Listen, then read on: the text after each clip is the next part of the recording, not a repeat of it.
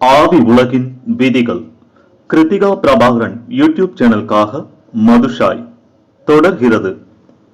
தற்போது உங்கள் ஆழ்மனம் செயலிழந்து இருந்து நீங்கள் தவறான காரியங்களை செய்து கொண்டிருக்கிறீர்கள் என்றால், எது தவறான செயல், எது சரியான செயல் என்பதை அடையாளம் கண்டுகொள்ளக்கூடிய அளவுக்கு நீங்கள் அறிவார்ந்தவர்தான் என்று நாங்கள் உறுதியாக நம்புகிறோம். தவறான பாதையை பின்பற்றி செல்வதை உடனடியாக நிறுத்துங்கள். உறங்கிக் கொண்டிருக்கின்ற உங்கள் ஆள் மனதிற்கு தியானத்தின் மூலமாக விழிப்பூட்ட உங்களுக்கு உதவும்படி இறைவனிடம் கேளுங்கள். இதை நீங்கள் தினமும் செய்ய வேண்டும். ஆனால் சூரிய உதயத்திற்கும் அஸ்தமனத்திற்கும் இடைப்பட்ட நேரத்தில் மட்டும்தான் நீங்கள் இதை செய்ய வேண்டும்.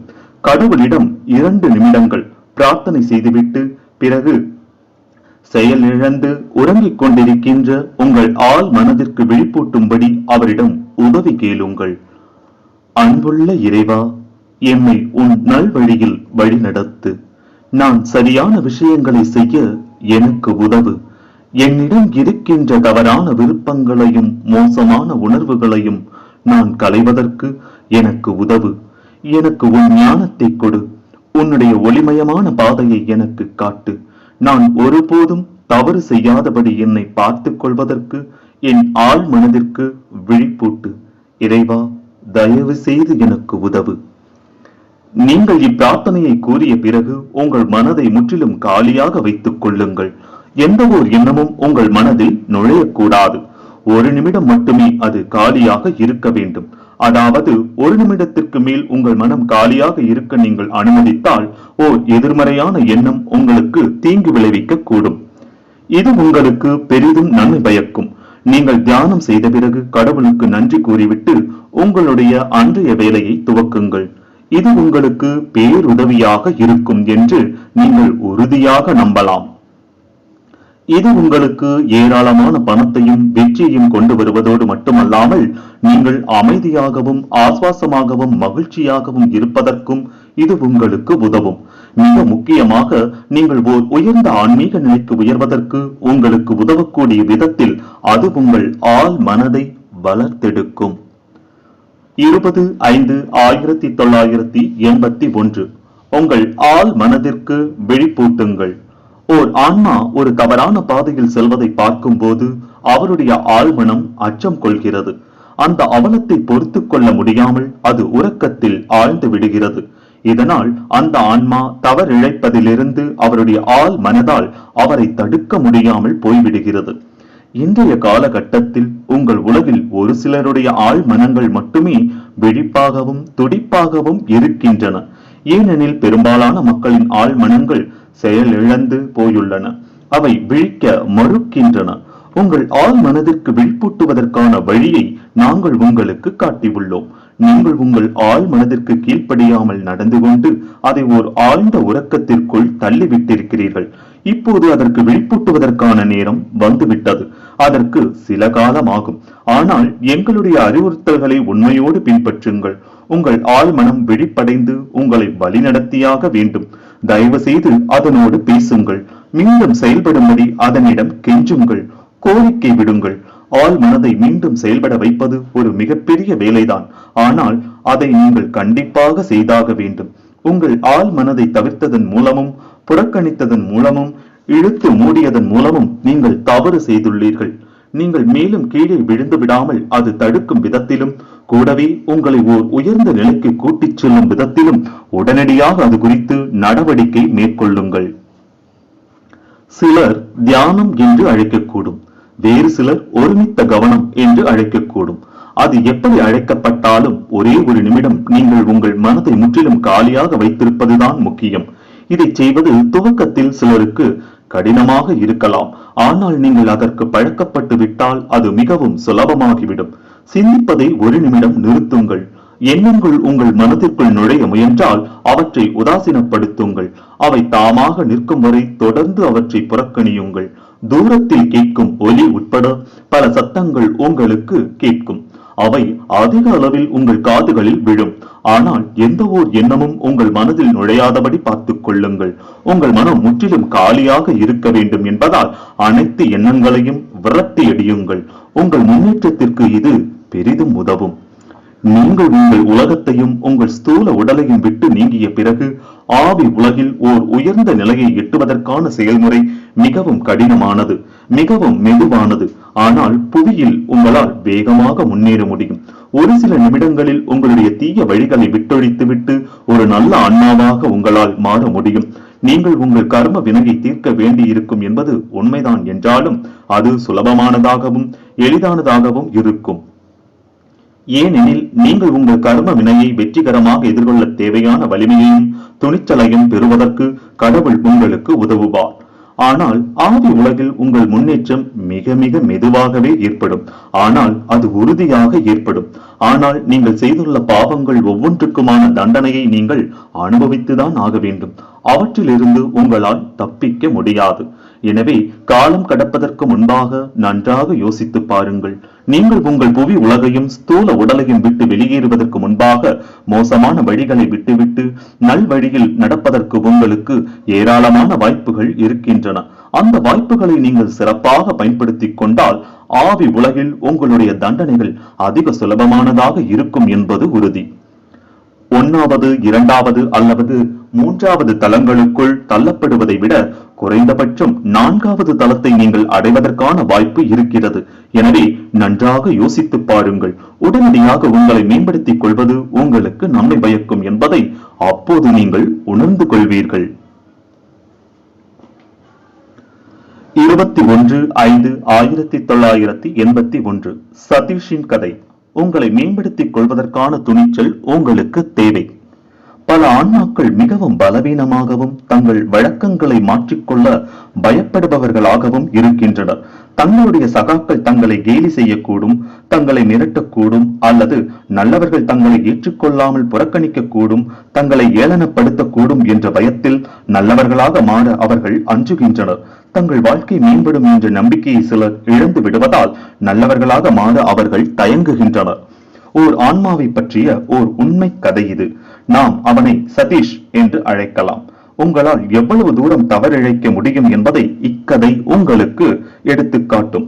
சதீஷ் ஒரு நல்ல ஆன்மாவாக இருந்தான். ஆனால் அவனுடைய குழந்தை பருவத்தின் போது பலர் அவன் மீது மோசமான தாக்கங்களை ஏற்படுத்தினர். அவனுடைய தாயார் தனது 30களின் துவக்கத்திலேயே இறந்து விட்டார். அப்போது சதீஷுக்கு 5 வயது. அவனுடைய தந்தை அவனை தனி ஒருவராக வளர்க்க முயன்றார். ஆனால் முடியவில்லை. எனவே அவர் இன்னொரு திருமணம் செய்து கொண்டார். தன் மகனுக்காகத்தான் தான் அப்படி செய்ததாக அவர் கூறினாலும் உண்மை அதற்கு புறம்பானதாக இருந்தது. சதீஷின் சிற்றன்னைக்கு அவனை ஒருபோதும் பிடிக்கவில்லை. அவனை கண்ட முதல் நாளிலிருந்தே அப்பெண் அவனை வெறுத்தாள். ஆனால் சதீஷ் மீது தனக்கு இருந்த வெறுப்பை அவள் தன் கணவன் முன்னால் காட்டிக்கொள்ளவில்லை. அவளுக்கு குழந்தைகள் பிறந்த போது அவள் அவனை முற்றிலுமாக புறக்கணித்தாள். தன்னுடைய குழந்தைகள் மீது அவன் ஒரு மோசமான தாக்கத்தை ஏற்படுத்தி கொண்டிருந்ததாகவும் அவன் கட்டுக்கடங்காதவனாக இருந்ததாகவும் கூறி தங்கும் வசதியோடு கூடிய மிக மலிவான ஒரு பள்ளியில் அவனை சேர்த்து விட்டார். அப்பள்ளி பயங்கரமானதாக இருந்தது. சதீஷுக்கு தீயோரின் சகவாசம் கிடைத்தது. எனவே அவர்களுடைய மோசமான பழக்கங்களை அவன் சுவீகரித்தான். அவன் தன் பள்ளி படிப்பை முடித்தபோது அவனுடைய தந்தை இறந்து விட்டிருந்தார்.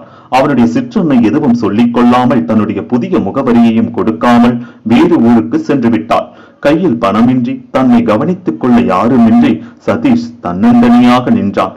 எனவே தன் பள்ளியைச் சேர்ந்த தருதலைகளை அவன் சார்ந்திருக்க தொடங்கினான். அவன் தன்னுடைய 2 நண்பர்களோடு சேர்ந்து கொண்டு பணக்கார இளைஞர்களோடும் யுவதிகளோடும் நட்பு ஏற்படுத்தி கொண்டான்.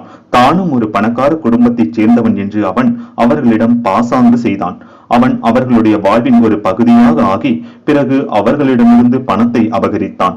அவர்களை மிரட்டினான். அவர்களுக்கு பெரும் தொந்தரவுகள் கொடுத்தான். சதீஷும் அவனுடைய நண்பர்களும் ஊரூராக சென்று பணக்கார இளைஞர்கள் மற்றும் யுவதிகளை ஏமாற்றி பணம் பறித்தனர். ஒரு நாள் அவன் தன் நண்பர்களோடு ஒரு ரயிலில் பயணித்துக் கொண்டிருந்த போது ஓர் இளம்பெண் தனியாக அமர்ந்திருந்ததை அவன் பார்த்தான். அவளுடைய தோற்றம் ஒரு பணக்கார பெண்ணின் தோற்றத்தை ஒத்திருந்ததால் அவனும் அவனுடைய நண்பர்களும் அவளுடன் நட்பு ஏற்படுத்திக் கொள்ள முயன்றனர். ஆனால் கூச்ச சுபாவம் கொண்ட அவள் அவர்களை தவிர்த்தாள். இது அவர்களுக்கு மேலும் ஊக்கமளித்தது. அவர்கள் அவளை பின்தொடர்ந்து செல்ல தீர்மானித்தனர். அவள் ஒரு ரயில் நிலையத்தில் இறங்கிய போது அவளுடைய வீடு வரை அவர்கள் அவளை பின்தொடர்ந்தனர். ஆனால் அவள் ஒரு பணக்காரி அல்ல. ஆனாலும் அவர்கள் அவளை விடுவதாக இல்லை. எப்படியோ சதீஷ் வெற்றிகரமாக அவளோடு நட்பு ஏற்படுத்தி கொண்டான்.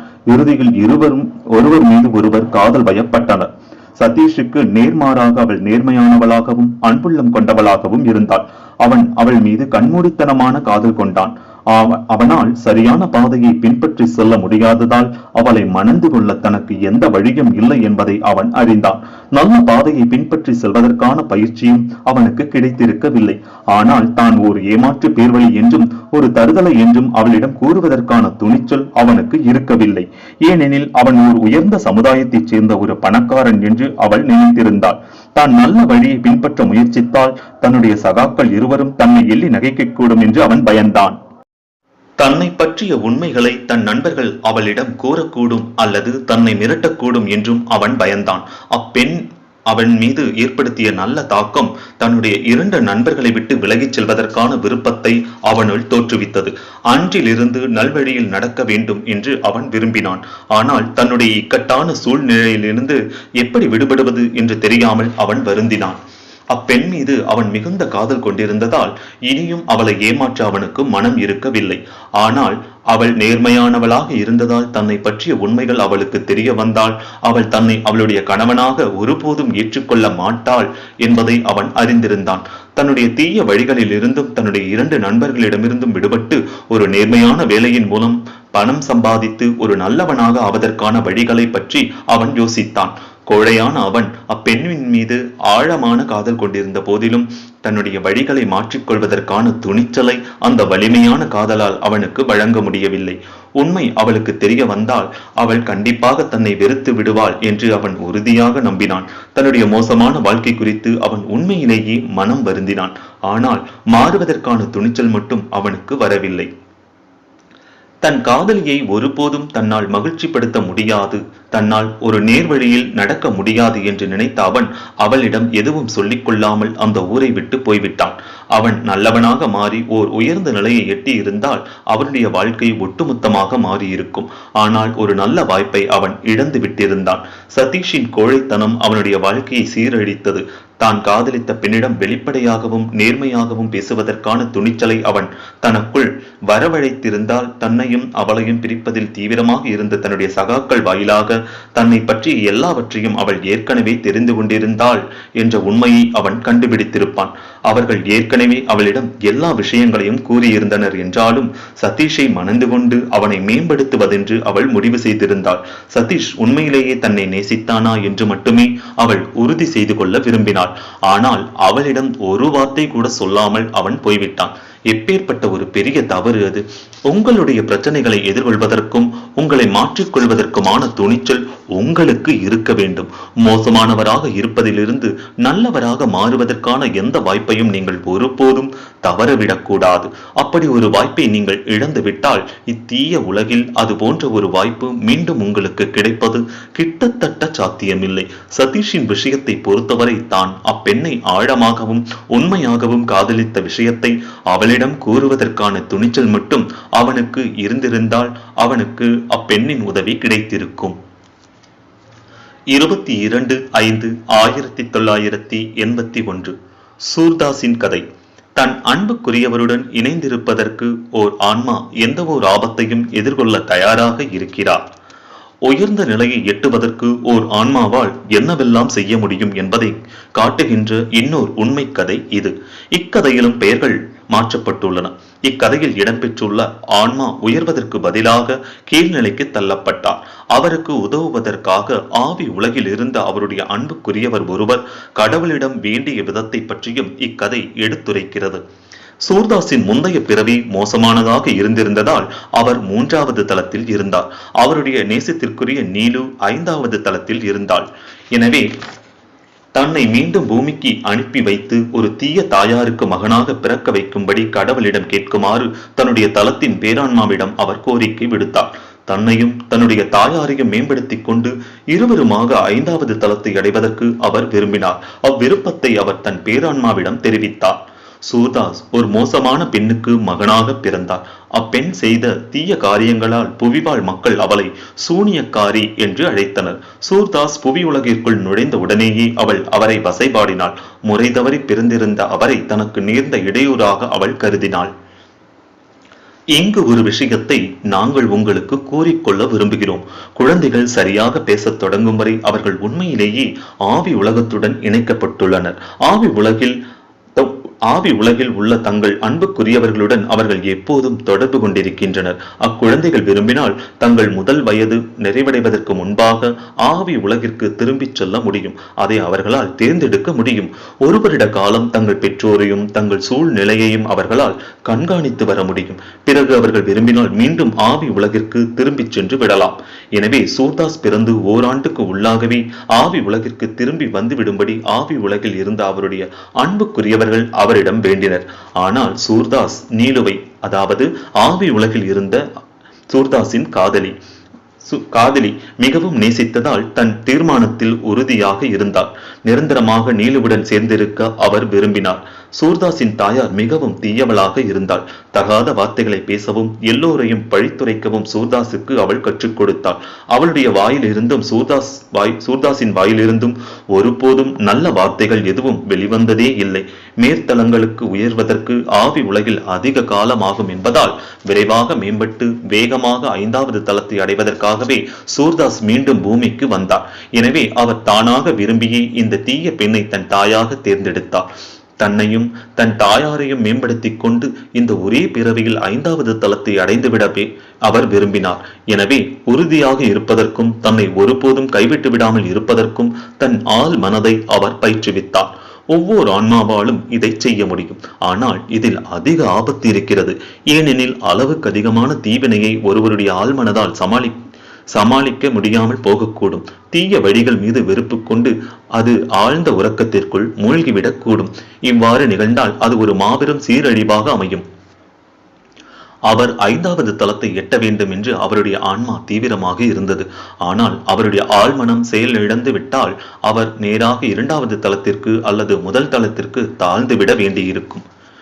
நீங்கள் ஏன் பூமியில் பிறந்தீர்கள்? நீங்கள் ஏன் இப்படிப்பட்ட ஒரு தீய தாயாரை தேர்ந்தெடுத்தீர்கள் என்பதை நீங்கள் பிறந்து ஒரு வருடத்திற்கு பிறகு உங்கள் ஆள் மனதால் உங்களுக்கு வெளிப்படுத்த முடியாது. எனவே மேலே உயர்வதற்கு பதிலாக சூர்தாஸ் கீழ்த்தளங்களுக்கு தாழ்ந்துவிடக்கூடிய சாத்தியம் அதிகமாக இருந்தது. ஆனாலும் தான் தவறு செய்வதிலிருந்து தன்னுடைய ஆழ்மனம் தன்னை தடுப்பதற்குத்தான் அதற்கு பயிற்சி அளித்திருந்ததாக அவர் நம்பியதால் அவர் இத்தேர்ந்தெடுப்பை துணிச்சலாக மேற்கொண்டார். ஆனால் அவருடைய தாயாரிடம் பெயரளவுக்கு கூட எந்த ஒரு நல்ல பண்பும் இருக்கவில்லை. அவள் அந்த அளவுக்கு மோசமானவளாக இருந்தாள்.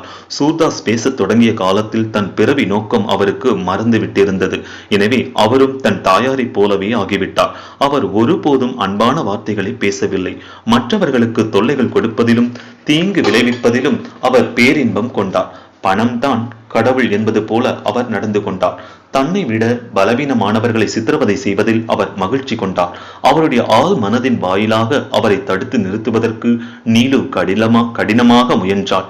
ஆனால் அவருடைய ஆழ்மனம் முற்றிலும் செயல் இழந்து போயிருந்தது. நீலு இதை ஏற்கனவே எதிர்பார்த்திருந்ததால் தான் அத்தீய பெண்ணுக்கு மகனாக பிறக்க வேண்டாம் என்று சூர்தாஸிடம் அவள் வலியுறுத்தியிருந்தாள். நீலுவின் அன்புக்குரியவர்கள் பலர் இன்னும் புவி உலகில் இருந்தனர். அதே போல சூர்தாஸின் முந்தைய பிறவில் அவருடைய அன்புக்குரியவர்களாக இருந்தவர்களும் இன்னும் புவி உலகில் வாழ்ந்து கொண்டிருந்தனர். அந்த ஆன்மாக்கள் அனைவரும் சூர்தாஸின் போக்கில் குறுக்கிட்டு அவரை மேம்படுத்த வேண்டும் என்று நீலு அந்த ஆன்மாக்கள் அனைவரின் மனங்களிலும் எண்ண பதிவுகளை ஏற்படுத்த முயன்றார். அது மிக கடினமான காரியமாக இருந்த போதிலும் சிறிது காலத்திற்கு பிறகு சூர்தாஸிடம் செல்வதற்கு அவர்களில் ஒரு ஆன்மாவை அவளால் வெற்றிகரமாக செயல்பட வைக்க முடிந்தது. இந்த ஆன்மாவை நாம் மோகன்தாஸ் என்று அழைக்கலாம். அவர் மும்பையில் இருந்தார். ஆனால் சூர்தாஸ் பெங்களூரில் இருந்ததால் அவரை மேம்படுத்துவது சாத்தியமற்றதாக இருந்தது. ஆனால் சூர்தாஸை எப்படியும் காப்பாற்றியே ஆக வேண்டும் என்பதில் நீலு உறுதியாக இருந்ததால் மோகன்தாஸின் ஆள் மனதில் பதிவுகளை ஏற்படுத்த அவள் மிக கடினமாக உழைத்தாள். இறுதியில் மோகன்தாஸ் மற்றும் சூர்தாஸின் வெளிமனங்கள் அறியாத விதத்தில் மோகன்தாஸை பெங்களூருக்கு கூட்டி வருவதில் அவள் வெற்றி கண்டாள். இதற்கு பல வருடங்கள் ஆயின. மோகன்தாஸும் சூர்தாஸும் நண்பர்களாக ஆனார்கள். மோகன்தாஸ் ஒரு நல்ல ஆன்மாவாக இருந்ததால் சூர்தாஸை நிச்சயமாக அவர் மேம்படுத்துவார் என்று நீலு உறுதியாக நம்பினாள். ஆனால் அவளுடைய நம்பிக்கை தவறாக இருந்தது. சூர்தாஸை மேம்படுத்துவதற்கு பதிலாக மோகன்தாஸ் சறுக்கத் தொடங்கினார். 23/5/1981 சூர்தாஸின் கதை தொடர்கிறது.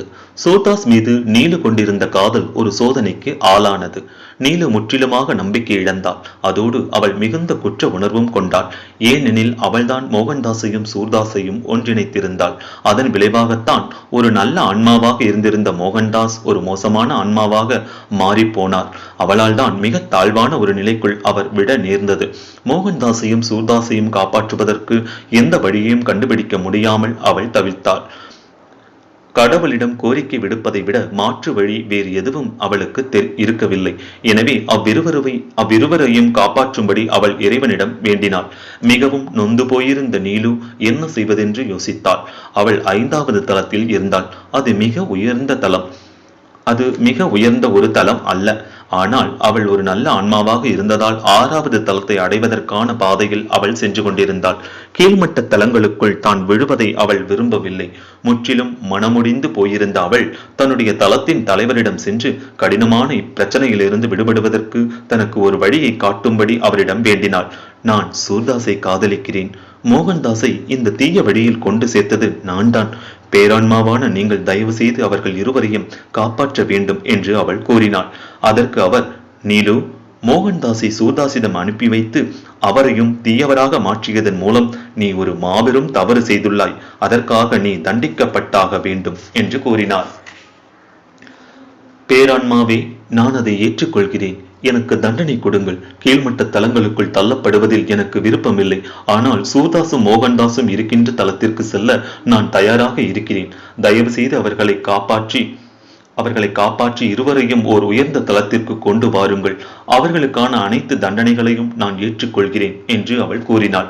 4வது தளத்திற்கு போவதை கூட அவள் வெறுத்த போதிலும் சூர்தாஸ் மீது அவள் கொண்டிருந்த தன்னலமற்ற உண்மை காதலினால் மிக தாழ்வான தளமான 2ஆம் தளத்திற்கு போக கூட அவள் தயாராக இருந்தாள். ஏனெனில் சூர்தாஸும் மோகன்தாஸும் தீய செயல்களில் ஈடுபடுவதை இப்போது நிறுத்தாவிட்டால் அவர்கள் முதல் தளத்தில் கூட தள்ளப்படக்கூடும். நீலுவின் தளத்தின் பேரான்மா அவளை பார்த்து, நான் உன் கோரிக்கைக்கு உடன்படுகிறேன். உடனடியாக 2வது தளத்திற்கு போக உனக்கு சம்மதமா என்று கேட்டார்.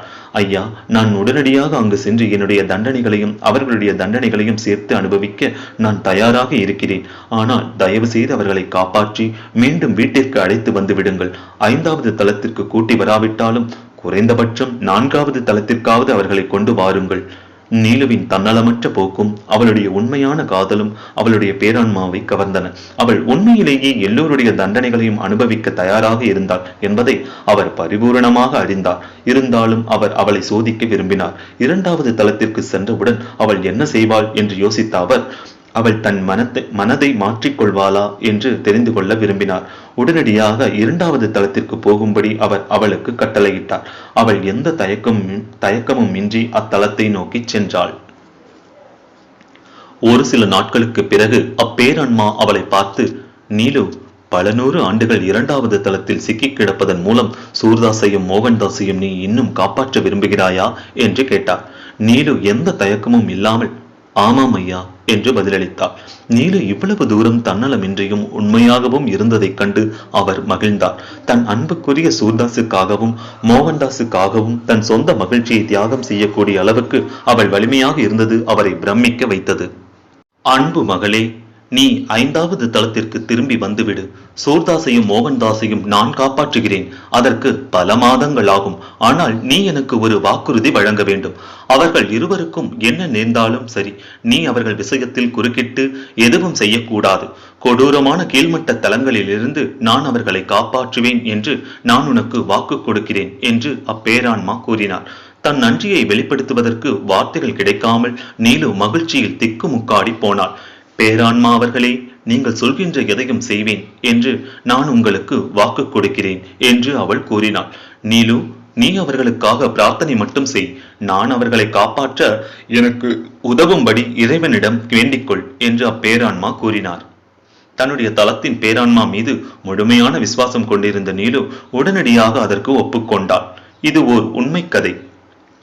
பெயர்களும் நகரங்களும் மட்டுமே இங்கு மாற்றப்பட்டுள்ளன. ஆவி உலக தலங்களை ஆள்பவர்களும் அவற்றின் பேரான்மாக்களும் இணைந்து காப்பாற்றப்பட வேண்டிய தேவை இருக்கின்ற ஓர் ஆன்மாவை காப்பாற்றுவதற்கு எவ்வளவு தூரம் முயற்சிக்கின்றனர் என்பதை நீங்கள் அறிந்தால் நீங்கள் பெரிதும் ஆச்சரியப்படுவீர்கள். இது அவர்களுக்கு மிக கடினமான ஒரு வேலைதான். ஆனால் அவர்களிடம் அளப்பரிய சக்திகள் இருப்பதால் அப்படிப்பட்ட அதிசயங்களை அவர்களால் நிகழ்த்த முடிகிறது. மேலும் சூர்தாஸ் ஒரு நல்ல ஆன்மாவாக இருந்ததால் தன்னை மேம்படுத்திக் கொண்டு ஓர் உயர்ந்த தளத்தை வந்தடைவதற்கு அவர் ஒரு துணிகரமான செயலை மேற்கொண்டிருந்தார். சில தீய நண்பர்களின் காரணமாக தன்னுடைய முந்தைய பிறவியில் அவர் ஒரு கீழ்மட்ட நிலையை எட்டியிருந்தார். எனவே அவர் இந்த துணிகர முயற்சியில் ஈடுபட்டார். ஆனால் துரதிருஷ்டவசமாக அது அவரை இன்னும் கீழே கொண்டு போய் விட்டுவிட்டது. 24/5/1981 சூர்தாஸின் கதை தொடர்கிறது. பேரான்மா புவி உலகிற்கு வருகிறார். சூர்தாஸையும் மோகன்தாஸையும் காப்பாற்றுவதற்காக நீலுவுக்கு வாக்கு கொடுத்திருந்த பேரான்மா நீலுவை பார்த்து, நீ முதலில் உன்னை ஆசுவாசப்படுத்திக் கொள், பிறகு சூர்தாஸையும் மோகன்தாஸையும் காப்பாற்ற எனக்கு உதவும்படி இறைவனிடம் பிரார்த்தனை செய் என்று கூறினார்.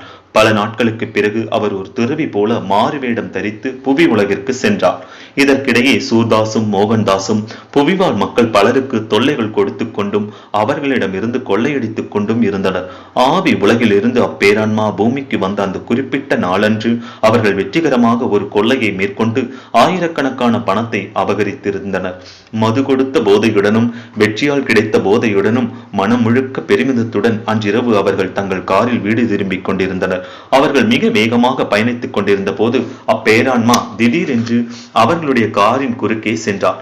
இதனால் சூர்தாஸ் தன் காரை வளைத்த போது அது ஒரு கம்பத்தின் மீது மோதி நின்றது. சுய நினைவு இழந்து தங்கள் இருக்கைகளில் சிக்கியிருந்த சூர்தாஸும் மோகன்தாஸும் அருகில் இருந்த ஒரு மருத்துவமனைக்கு கொண்டு செல்லப்பட்டனர். அவர்களுக்கு சுய நினைவு வந்தபோது தாங்கள் ஒரு மருத்துவமனையில் மிகுந்த வலியோடு இருந்ததை அவர்கள் கண்டனர். தன்னுடைய 2 கால்களையும் இழந்திருந்த சூர்தாஸ் அது குறித்து பெரிதும் வருந்தினார். மோகன்தாஸும் தன்னுடைய ஒரு காலையும் ஒரு கையையும் இழந்திருந்தார். விபத்து எப்படி நிகழ்ந்தது என்று அவர்கள் கேட்டபோது அவர்கள் இருவரும் மது அருந்தி இருந்ததுதான் அதற்கு காரணம் என்று அவர்களிடம் கூறப்பட்டது. அவர்களுடைய கார் அந்த கம்பத்தின் மீது மோதிய வேகத்தில் காரின் கதவுகள் அகலமாக திறக்கப்பட்டு அவர்கள் வைத்திருந்த பணம் முழுவதும் காருக்குள் இருந்து வெளியே உருண்டோடி சாலையோரமாக இருந்த ஓர் அடர்ந்த புதருக்குள் போய் விழுந்து விட்டது. தாங்கள் இழந்திருந்த உறுப்புகள் குறித்து சூர்தாஸும் மோகன்தாஸும் ஒருவரை ஒருவர் குறை கூறினர், ஒருவரை ஒருவர் பழித்துரைத்தனர். அருகருகே 2 படுக்கைகளில் கிடந்த அவர்கள் கடுமையான வாய்ச்சண்டையில் ஈடுபட்டனர். எனவே மருத்துவர்கள் மோகன்தாஸை இன்னொரு பகுதிக்கு மாற்றினர். இப்போது தனியாக இருந்த மோகன்தாஸ் தன்னுடைய கடந்த காலத்தை பற்றி சிந்திக்க தொடங்கிய போது தான் தவறான பாதையை பின்பற்றி வந்திருந்ததுதான் இந்த விபத்திற்கும் தன்னுடைய கைகால் இழப்பிற்கும் காரணம் என்பதை உணர்ந்தார். இனி நான் என் வாழ்நாள் முழுவதும் துன்பத்தை அனுபவித்தாக வேண்டும் என்று நினைத்து அவர் ஏமாற்றம் கொண்டார். இந்த அதிர்ச்சி அவருடைய ஆள் மனதை திறந்தது. அது இப்போது வெளிப்படைந்து இது கடவுளின் நியாய தீர்ப்பு என்று அவரிடம் கூறியது. தன்னை இந்த தீய பாதைக்கு இழுத்து வந்திருந்ததற்காக சூர்தாஸை அவர் பழித்தார். தான் உடனடியாக தன் வழிகளை நல்லவிதமாக மாற்றிக்கொள்ளப் போவதாக அவர் அக்கணமே தீர்மானித்தார். அன்பான தோற்றம் கொண்ட பூனம் என்ற செவிலி ஒருத்தி அவருடைய படுக்கைக்கு வந்து அவருக்கு ஓர் ஊசி போட்டாள். பகவத்கீதை நூல் ஒன்றை தனக்கு கொண்டு வந்து கொடுக்கும்படி அவளிடம் அவர் கேட்டுக்கொண்டார். தான் இனி ஒருபோதும் தவறான பாதையில் செல்ல போவதில்லை என்று சத்திய பிரமாணம் மேற்கொள்வதற்காகவே அவர் அந்நூலை கேட்டார். அச்செவிலி அதை அவருக்கு கொண்டு வந்து கொடுத்ததுடன் அவர் அதன் மீது சத்தியம் செய்தார். அவரும் அச்செவிலியும் நண்பர்களாகினர். ஒரு சில மாதங்களாக தான் வாழ்ந்து வந்திருந்த மோசமான வாழ்க்கையை பற்றி அவர் அவளிடம் கூறினார். தனக்கு இப்போது கிடைத்திருந்தது கடவுளின் நியாய தீர்ப்பு என்று அவளிடம் விளக்கிய அவர், பூனம், இனி நான் ஒருபோதும் தவறான பாதையில் செல்ல மாட்டேன் என்றும் எப்போதும் கடவுளின் நல்வழியை மட்டுமே நான் பின்பற்றுவேன் என்றும் நான் உறுதிமொழி எடுத்துள்ளேன் என்று கூறினார். கடவுள் அவருக்கு உதவினார். மோகன்தாஸ் மீது பூனம் காதல் கொண்டாள். ஆனால் தான் இப்போது ஊனமுற்றிருந்ததால் அக்காதலை ஏற்றுக்கொள்ள மோகன்தாஸ் மறுத்தார். மேலும் பூனம் தன்னுடைய கதையை முற்றிலுமாக அறிந்திருந்ததால் தன்னை மணந்து கொள்ள அவள் ஒருபோதும் சம்மதிக்க மாட்டாள் என்று அவர் நினைத்தார். மருத்துவமனையிலிருந்து அவர் விடுவிக்கப்படுவதற்கு ஒரு நாள் முன்பாக பூனம் அவரிடம், மோகன், இப்போது நீங்கள் எங்கே போவீர்கள் என்று கேட்டார். பூனம், நான் போவதற்கு எனக்கு எந்த இடமும் இல்லை என்று அவர் பதிலளித்தார். நான் என் வீட்டில் தனியாக இருக்கிறேன், என்னால் உங்களை கவனித்துக் கொள்ள முடியும் என்றாள். பூனம், நான் ஒரு ஊனமுற்றவன், உனக்கு ஒரு சுமையாக இருக்க நான் ஒருபோதும் சம்மதிக்க மாட்டேன். மோகன், நான் உங்களை மிகவும் காதலிக்கிறேன். நாம் திருமணம் செய்து கொள்ளலாம். உங்களை நான் என் கணவனாக பெற்றால் நான் மிகுந்த மகிழ்ச்சி அடைவேன். தானும் அவளை மிகவும் நேசித்ததாக கூறிய மோகன்தாஸ் தன்னால் அவளுக்கு ஒரு சுமையாக இருக்க முடியாது என்று அவளிடம் விளக்கினார். ஆனால் மோகன்தாஸ் தன்னை மணந்து கொண்டால் தன் வாழ்வு முழுமை அடையும் என்று பூனம் வலியுறுத்தினாள். தான் ஒரு செவிலியாக இருந்ததால் தங்கள் இருவராலும் சுலபமாக சமாளிக்க முடியும் என்று அவள் விளக்கினாள். சில நாட்களுக்கு பிறகு அவளை திருமணம் செய்து கொள்ள மோகன்தாஸ் ஒப்புக்கொண்டார். விரைவில் அவர்களுடைய திருமணம் நிச்சயிக்கப்பட்டது. மறுநாள் மருத்துவமனையிலிருந்து மோகன்தாஸ் விடுவிக்கப்பட்டார். பிறகு அவரும் பூனமும் நேராக ஒரு கோவிலுக்கு சென்று திருமணம் செய்து கொண்டனர். அதுதான் மோகன்தாஸின் கதை. அவரும் பூனமும் மிக நல்லதொரு வாழ்க்கையை வாழ்ந்தனர். அவருக்கு 3 குழந்தைகள் பிறந்தனர். செயற்கை கை மற்றும் செயற்கை காலின் உதவியுடன் மோகன்தாஸ் ஒரு வேலைக்கு சென்றார். கடவுளின் விதிகளுக்கு உட்பட்டு அவர் தன் குடும்பத்துடன் மகிழ்ச்சியாக வாழ்ந்தார். இனி சூர்தாஸின் கதைக்காக காத்திருங்கள். தொடரும்.